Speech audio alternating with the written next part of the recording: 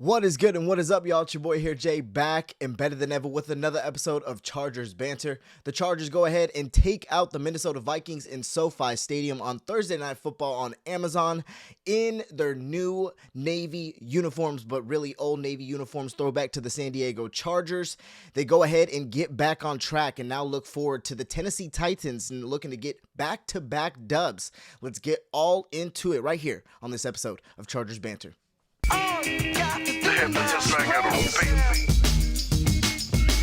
What's up, y'all, and welcome back to another episode of Chargers Banter. The Chargers go ahead and get back on track after a terrible loss to the Indianapolis Colts. They go ahead and take out the Minnesota Vikings on prime time on Thursday Night Football on Amazon in their new navy blue uniforms that they introduced this season, but really old navy blue uniforms, like I said, a throwback to the San Diego Superchargers. It was pretty nostalgic, not only seeing it on TV, but also being in the stadium, seeing it really, Navy themed throughout the entire SoFi Stadium. It was pretty nostalgic, if I say so of myself, being from San Diego, going to Qualcomm Stadium all those years that I did. It was pretty surreal to see.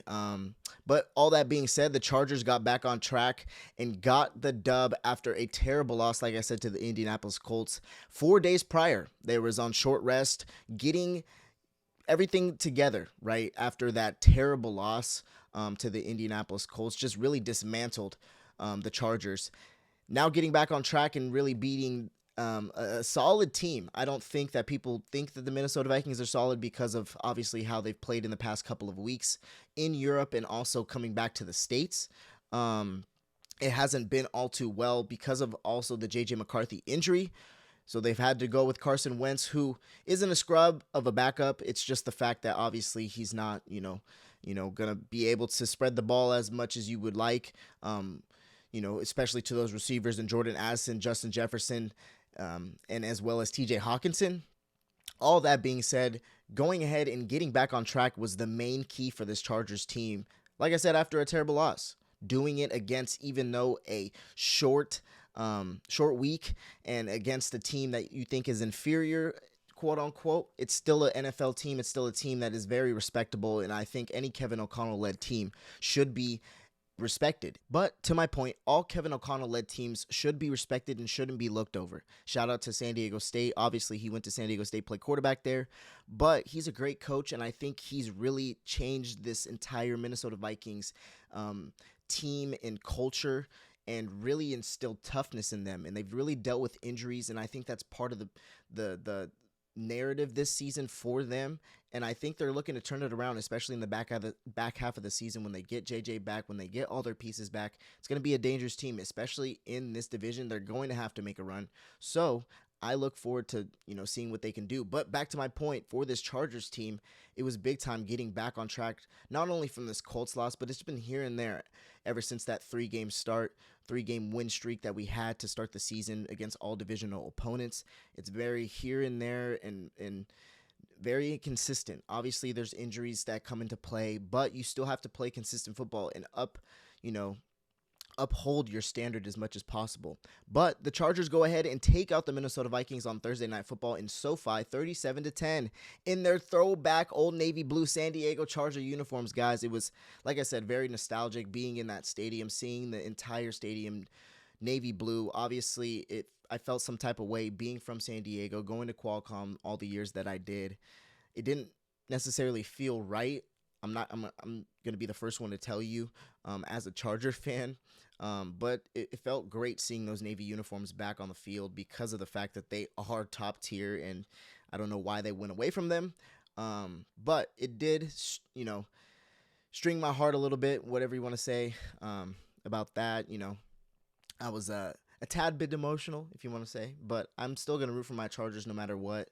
And, it was very nostalgic seeing that on the field. But the Chargers would dominate the Vikings in all facets of the game. A complete turnaround from the week prior as the Chargers got whooped on by the Colts. I knew and had a feeling Harbaugh would not let the loss versus the Colts linger and get right back on the horse and on the winning train. Herbert would get back to his MVP ways, going 18 for 25, 227, 3 touchdowns, an interception, and a 122.8 passer rating, and not to mention 7 carries for 62 yards.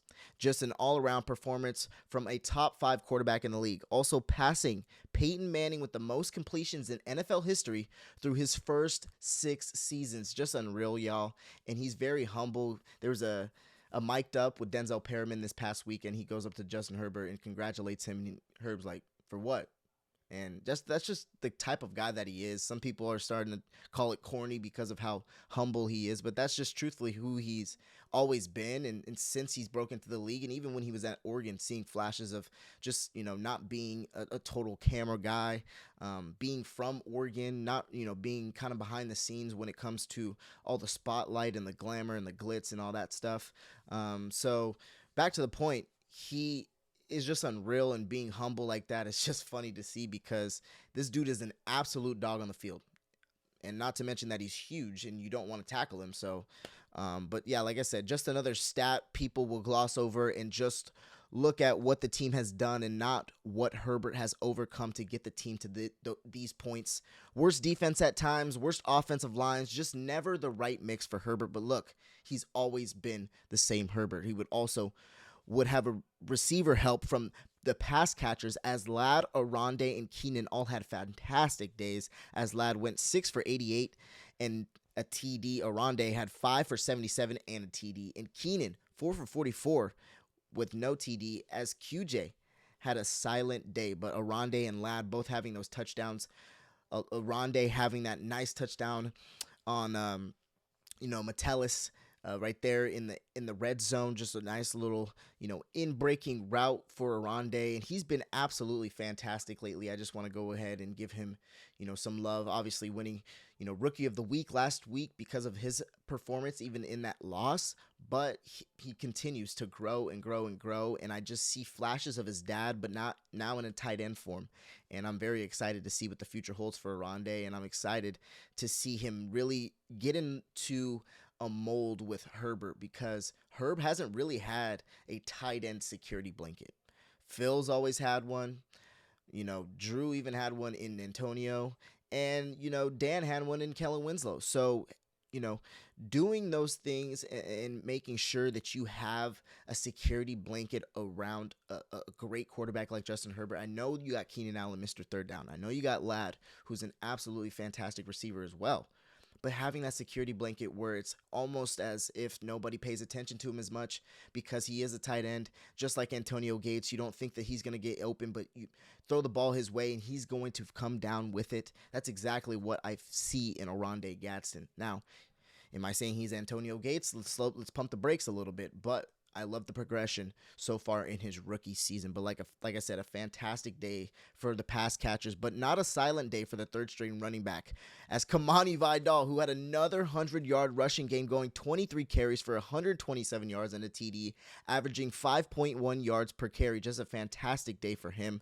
Zion and Joe Alt returned to the offensive line this week, which helped a ton, especially with that run game with Kimani Vidal. Can't say enough about the return of Joe Alt and Zion Johnson. But mostly Joe Alt. I think once Joe always, makes a return or comes back, it's always a security for not only Herbert, but I think the entire line, where they know that they have a pillar at one side of the line, and also that everybody else on that chain just needs to hold their ground. And I know that it hasn't been the best, especially at the center position with Bradley Bozeman, but knowing that you have a pillar on that left side and knowing that nothing's really going to happen on that side, it helps you focus on more of what your job is and not necessarily what's going to happen if somebody else misses their assignment, because you kind of can bank on the fact that Joe Alt is going to know his assignment 9 times out of 10, 10 times out of 10. That's just my thought process. But big time seeing the offensive line come back, and you can obviously see not only in the run game but in the pass game, because of the fact that the run game was so good. The pass game is opening up a little bit more, and Herb's having a little bit more options to throw the ball and a little bit more time, obviously. And not to mention the fact that we're putting ourselves in better positions when it comes to shorter downs, right? These third downs, the past couple of games have been a little bit lengthy in the fact that we haven't been able to get chunk yardage. Now getting this chunk yardage, and now Herb using a little bit more of his legs being able to do that all season long, really, not just in this game, has been vital for his success. And I'm just happy to see that he's really turned into the complete quarterback that everybody thought he would be, especially what we saw at Oregon, right? We saw flashes of the arm, flashes of the legs, more so the legs than anything else.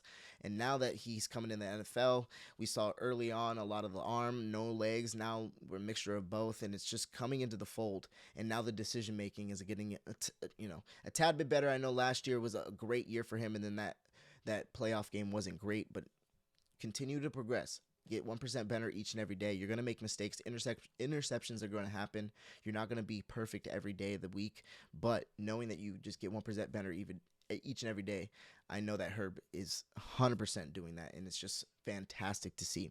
And the defense had one turnover late with an interception from the new rookie, R.J. Meekins, our 7th-round draft pick from this past season. But our defense showed out, limiting the Vikings to 10 points. Granted, it was a Carson Wentz-led offense and a hobbled Carson Wentz. So either way, just glad to tee off because the defense needed a miracle boost, a morale boost, and a miracle boost, to be honest, because of the fact of what we did. Going 5 sacks, 7 TFLs, 7 passes defensed, and 8 quarterback hits, y'all. That's what you want to see in a defense. Defense was just flying around, making plays everywhere. Some key injuries, though, to Derwin James and Tarheeb Still, though, hoping that we, can get them coming back soon and they recover very quickly.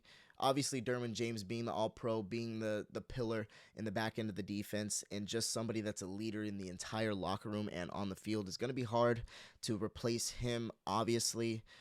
So I hope and pray that it's nothing serious that comes from that injury. And I think that, he would be back next week, if not in a couple. And Tarheeb Still, I know that he's been dealing here and there with some injuries, but I hope that he comes back faster than ever, because we do need him as well. I know that we have a good cornerback room this year, but we do need, some help at everywhere. We don't want any more injuries on this IR, especially because of the fact that we're getting into the middle of this season. We got some games that are winnable, and we don't want anything worse to happen. So those are 2 injuries that we have on the defense, so I hope, like I said, that they come back soon and they recover very fast. Lastly, Dicker, the kicker, had a great game, but missed 1 field goal. It's okay. I know he's still the most accurate kicker in the game. I'm not, tripping over 1 field goal, guys, but that's okay. Still the most accurate ever. Went 3 for 4 with his longest from 45 yards and 4 for 4 with extra points. Overall, Chargers needed this win and got it, especially with the Broncos' comeback win and Chiefs going ahead and blowing out the Commanders last night. So knowing those 2 things happened, it was a great win for this Chargers team on Thursday to start the week off, and especially after we got belt to cheeks by the Colts, who may be the best team in the league, guys. I'm just going to say it. Maybe the best team in the league. It's a pleasant surprise to see this team be the best team in the league. But it's also a pleasantry to see this Chargers team bounce back the way that they did against, a solid Minnesota Vikings team. I don't want people to downplay this Minnesota Vikings team. Like I said, it was Wentz-led offense, but the team needed this win. Now on to the Vikings, guys. And Skull, I'm kidding. Shout out to my dad, who is a Vikings fan. So I apologize, Pops. I just wanted to go ahead and say that. But the fact of the matter is the Vikings are a solid team, guys. I want to go ahead and get into them just a tad because I have some time. But that being said, the Vikings are trying to survive through the J.J. McCarthy injury, who was healthy, but they didn't want to risk, putting him in that game. And also that he's their future. You don't want to continue to risk that, the injuries that he's had. It would have been cool to see a Harbaugh and McCarthy, it would be cool to see a Harbaugh-McCarthy matchup and square off former head coach and quarterback of Michigan. But either way, the Vikings need to protect him and think he is good. I think personally he is good. That's what I'm trying to say. And he'll be a great quarterback for years to come. I think that he'll slowly progress. I think that you guys need to give him some time. I know that there hasn't been crazy flashes of JJ, and a lot of has been, put on his shoulders, especially not playing his first year. But got to understand that this is his rookie year. right? A lot of people want to jump into the fact that this isn't his rookie year. These are the first games he's ever played, right? We can talk about preseason, we could talk about practice. That is not the same thing whatsoever. Until you get into the game, there's nothing like it. And so, especially in the NFL, I'm just going to go ahead and say that it's way different, right? It's these guys are flying at you a million miles an hour. I know that he's picking up bits and pieces as he goes on, especially on the sideline being injured. But we got to give him some time. We got to give him some grace. And we're going to see progressions in J.J. McCarthy. I promise you that. But don't want to risk the future. It would have been cool to see a Harbaugh McCarthy matchup, the fact that they were head coach and quarterback at Michigan in that national championship year, but you don't want to risk your future. You got to give him some time, and I think he will be perfectly fine. The Vikings pass rush did show out, but their pass defense is not good, especially getting the onslaught by the Eagles the week before, and their offense is anemic with no J.J. Wentz. Would go 15 of 27, 144 with a touchdown and interception, and a 67.5 passer rating with a bum left shoulder. So we have to hear him out. Not only was it just a Carson Wentz led team, but the fact that he had a bum shoulder, right? The week prior, he injured it. Hopefully, we get, they were hoping that they would get, a return with J.J. McCarthy and feel a little bit better. But like I said, they just didn't want to go ahead and risk the future. But they did get Aaron Jones back, which was, like I said, fantastic coming off the IR. So that's great news to see. But hoping next week J.J. can come back off the IR and will be back. So there are two of their starters back right there. And Jordan Mason filled in well for Aaron Jones. So maybe that duo needed to just be back. I don't know, because the flow of the offense, like I said, has been anemic. Didn't do anything crazy on Thursday as a whole. The running back room for the Vikings was held to 34 yards total between the three backs. Jefferson would have 74 yards on 7 receptions, and Addison had a TD on 3 receptions for 26 yards, but you need to give your quarterback time as he was sacked 5 times. 6 tackles for loss, 8 quarterback hits won't cut it for this Vikings offensive line. The defense gave the Vikings a chance for a comeback, but they did go ahead, like picking off Herbert, but they went ahead and threw an interception themselves in the fourth quarter. And also having 80 total tackles as a team, right? It was great to see that for the defense personally, but honestly, you don't want to see the defense on the field that much. Having to tackle or having that many tackles is crazy, but you don't want to. That just means that the defense is on the field that much more. I'm hopeful for the Vikings, not just because of, my dad and I want them to do well because I like the Vikings, but also because of the fact I believe in Kevin O'Connell, and I don't think that he'll let this team just go down in the tank. I don't think he'll let them roll over and be quiet. Tough division, but once their players get healthy, it'll be just back to what it was, and I hope at least it will. I know they'll be fine. Just so I'm excited to see them in the next few weeks. Like I said, very tough schedule though. Very tough schedule because they are going to be, not only playing some in-division foes, but they're the most traveled team at this point right now, going, obviously to Europe and playing those 2 games in London. So that's, got to come into play at some point in time. Vikings, are going to be playing a rough 3 to 4 games versus in-division opponents. So these wins are premium, guys, especially right now in the middle of the season. It's going to come down, I think, to these next 4 to 5 games for the Minnesota Vikings. Facing the Lions the next week, then the Ravens, then they'll face the Bears, and then they'll go on to face the Packers. After 2 straight losses, the Vikings need life. And I think they can sneak up and trap versus the Lions, hopefully, with a J.J. McCarthy return, but we'll see. It's at Detroit. It's going to be a tough matchup, and it's in division, like I said. But right now, the Lions are on cruise control, so maybe you can catch them sleeping. I don't know. That's just me. But overall, I think the Vikings are going to be okay. Like I said, dealing with a lot of injuries. I think Kevin O'Connell isn't going to let this team roll over and be quiet. And I think J.J. McCarthy return will be solid for this morale of the team.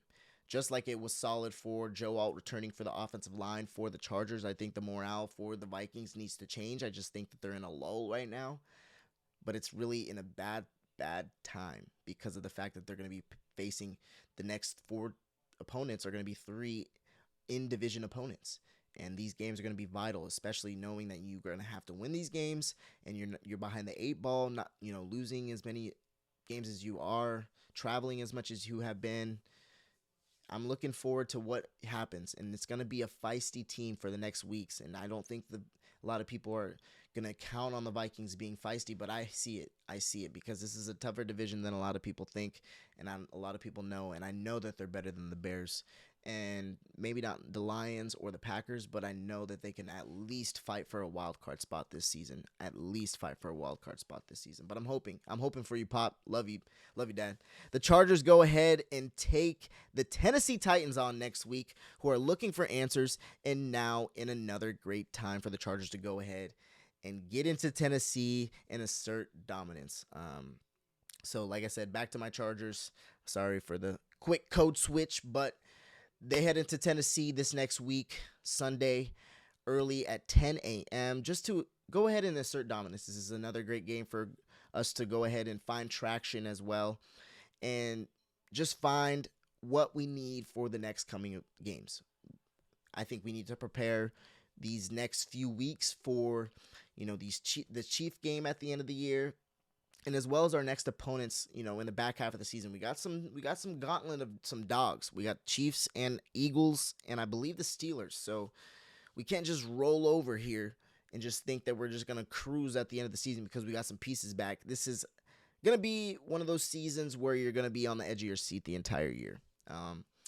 I think that we're going to have a pretty decent record, but I don't think that we're going to be over here talking about, 13-3 or 13-4, or any of that nature. Okay. So, let's just be, hopeful that we can stay healthy and continue to win games and play good ball. And I think that from here on out, we just need to, be week by week. We can't really judge the team, they did this in early on, and I know what they did early on, and that's kind of how I've been lately. But I'm starting to get into the mode of like, all right, I'm just going to judge this team week by week. What's the injury report? What's this? What's that? Because to be honest, we don't necessarily have an identity. I cannot believe that we ran for 100 yards in back-to-back weeks. I don't know when the last time that's happened, to be honest. Awesome by Kimani Vidal. I just want to go ahead and give him his props. He's been absolutely fantastic running the ball. Just a bulldoze, a bowling ball, whatever you want to call it, because people can't bring him down. And I love to see it. Very, tough runner. And, man, I love the progression in him too. So love to see it in Kimani. He's going to be a great solid number 2 once Amarion comes back. I don't think that he'll go ahead and take Amarion's position. But back to the point, going ahead and getting into Tennessee and winning this game. I'm taking it week by week, guys. I'm taking it week by week.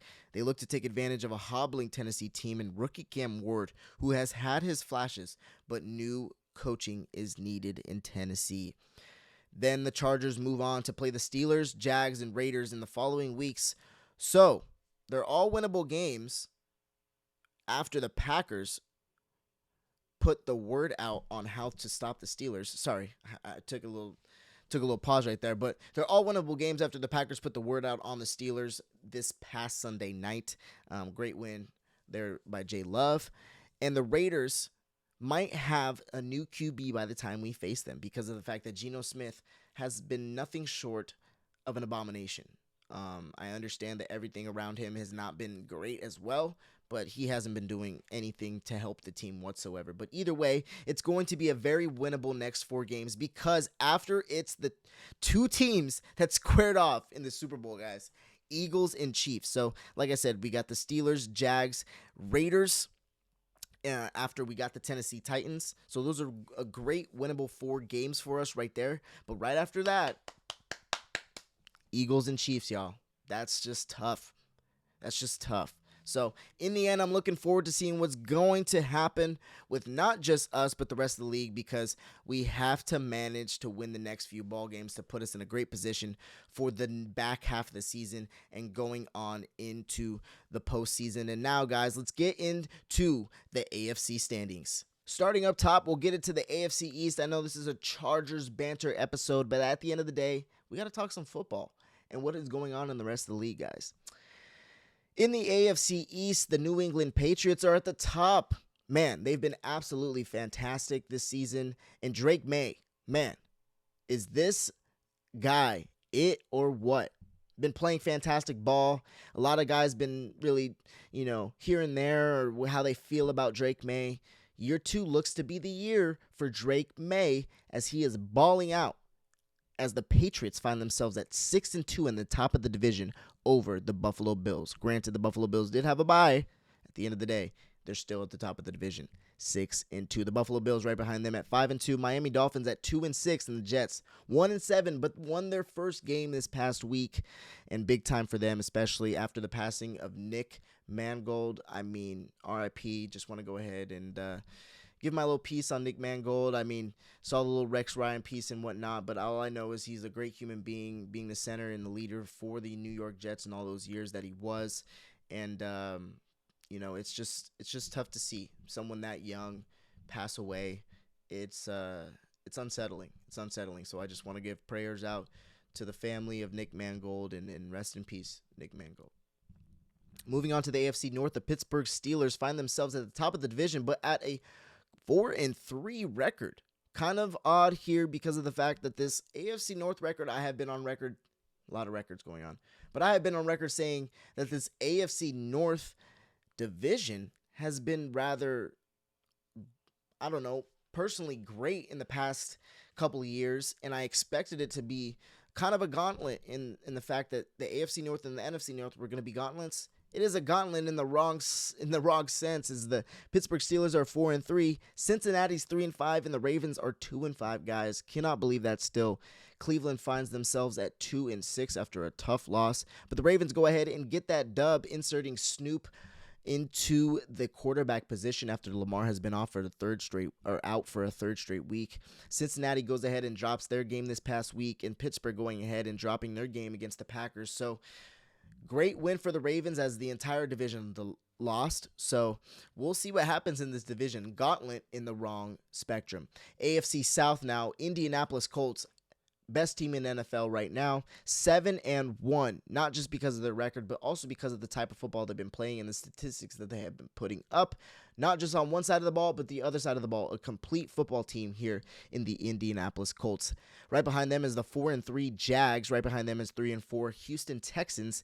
And then we got the 1-7 Tennessee Titans. Like I said, stumbling guys, we have to take advantage. This Chargers team has to take advantage. Has to.